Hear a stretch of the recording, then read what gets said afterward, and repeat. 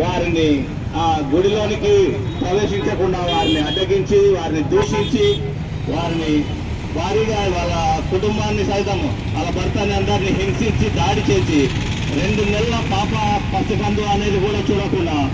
ఆ పాపని కాలుతోటని చంపడం అనేది బహు దుర్మార్గమైన కఠినమైన చర్యగా బహుజన్ సమాజ్ పార్టీ దీన్ని తీవ్రంగా ఖండిస్తూ ఉంది. ఇప్పుడు చూస్తే తెలంగాణ రాష్ట్రంలో ఉన్నటువంటి ఆ కాంగ్రెస్ ప్రభుత్వ అధినేత అయినటువంటి రేవంత్ రెడ్డి గారు కులాల కసిని ఇంకా పొంచి పోషించే విధంగా ఎవరైతే ఆ పాపను చంపినారో ఆ సామాజిక వర్గాన్ని వారిని వెనకేసుకొస్తూ వారిని అరెస్ట్ చేసి చట్టపరంగా శిక్షించేది పోయి ఆ వర్గాలకి కొమ్ము కాస్తూ వారు చేస్తున్న దాన్ని బహుజన్ సమాజ్ పార్టీ తీవ్రంగా ఖండిస్తుందని తెలియజేస్తూ ఇప్పుడు బహుజనులకు జరిగినటువంటి అన్యాయాన్ని దీన్ని ప్రజాస్వామ్యయుతంగా ఇప్పుడు కర్నూలులో ఈ